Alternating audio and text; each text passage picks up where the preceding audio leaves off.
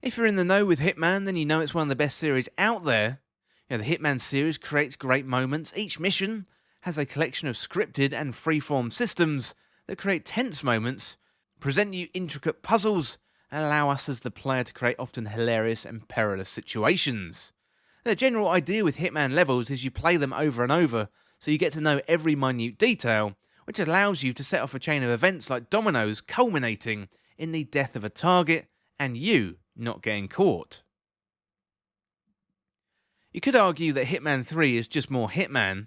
On the surface, the gameplay looks the same, although we are treated to a few quality of life improvements, and also, of course, the graphical upgrades as well.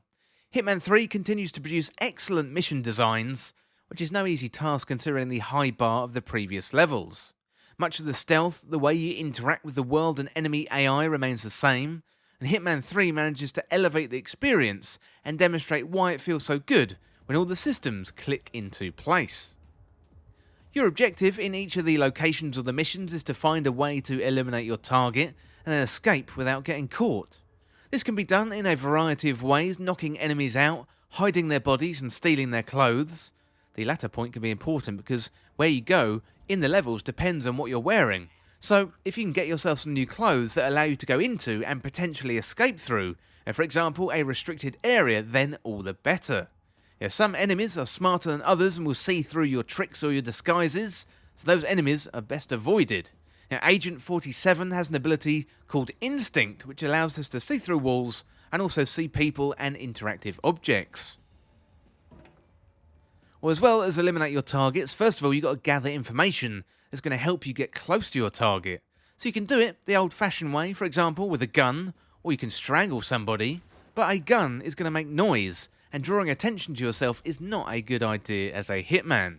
You might want to try something a little bit more elaborate, like electrocute someone via a power cable in a puddle on the ground. The more stealthy the kill, and the less danger you put non-targets in, the better score you're going to get.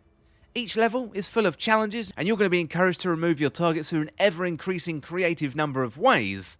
And the more challenges you compete, the more level opens up, and that includes more starting locations and also different loadouts as well. Well, Hitman 3 takes it up a level in terms of storytelling, with levels telling stories that fit into the overall narrative of the Hitman series. Well, the early games tended to be isolated and didn't really fit together in the larger narrative. IO Interactive have definitely done a better job this time round with weaving an overarching story together. Back in Hitman 1 and 2, Agent 47 and his contact Diana Burwood realised they were unwittingly taken part in a war against the Shadow Client, someone who was manipulating them through various contracts via Providence, an Illuminati-like organisation full of the super rich. In Hitman 3, Agent 47 and Burwood are in all-out war against the Providence, and this has the effect of making the missions feel much more impactful. As you progress through the game, the characters and the enemies you eliminate, well, it all has consequences for the story, and that means they start to fight back against Agent 47. Well, there's an excellent mission which follows a similar script to the movie Knives Out. Set in Dartmoor, England, you're trying to assassinate a target in a huge mansion, or you're planning a murder, then another murder takes place at the same time, and you can even jump into the role of a detective to help solve the other murder. While you're helping out solve this other murder, you're all the time gathering clues and information related to your real target. It all feels like playing another game inside of Hitman, which goes to show how powerful the game is and how flexible it can be, playing these two similar roles at the same time. Plus, IO Interactive pull it off wonderfully well, demonstrating their mastery of the genre. So if I was going to give you a slight drawback with Hitman 3, you could argue the game feels smaller than its predecessor Hitman 2. Hitman 3 is streamlined with less bloat, whereas Hitman 2 contains some more experimental content that is gone in Hitman 3, and IO Interactive, they're just focusing on the content that they know their players love, which makes a lot of sense for the core Hitman audience. The recent Hitman games since 2016 have done a great job with their post-release content, so DLC, location packs, target missions. Now, Hitman 3 is no different with the 7 Deadly Sins DLC, with each mission named after a sin like greed, pride, and lust, etc, etc. Well, Hitman 3 does introduce interesting new ideas into the mix, however it doesn't fundamentally change the way that we play Hitman. The brilliance of Hitman 3 is to provide you with a sandbox which you can perfect your assassinations. So if you've played the Hitman series before, it's highly likely you'll get more out of the game.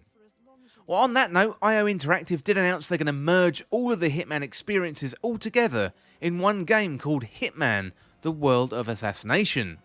Hitman 3 is going to get an update and will include all content from Hitman 1 and 2. Previously, it was confusing for the audience to know which copy to buy and what content was included, and IO Interactive aims to simplify the purchasing of Hitman into a single base game called The World of Assassination. Hitman 3 feels like the culmination of all the hard work gone into Hitman 1 and 2. IO Interactive inject new creativity into the game, providing another set of excellent levels. Plus, now owners of Hitman 3 are going to get this free upgrade to World of Assassination, so if you haven't jumped into Hitman before, now is a perfect time to do so. Well, the game was developed and published by IO Interactive. It's available on the PlayStation 5, the PlayStation 4, Xbox One, Nintendo Switch, Xbox Series S and X, and also the PC too. It was originally released on January 2021. Well, that is it for my review of Hitman 3. Absolutely excellent game, and honestly, this sandbox is one of the best sandboxes I've played with in gaming. It's so much fun, really surprising, and to be honest, I'm gutted it took me as long to get to this game. Really had a lot of fun with it, and can definitely see myself going back time and time again.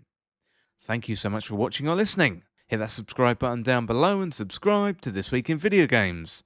Or you can check me out on Twitter at TWIVG Podcast. If you enjoyed this video, found it useful, liking and sharing the video would really help me out. Otherwise, check out the other videos on the channel. Well, thanks again, and I'll see you soon.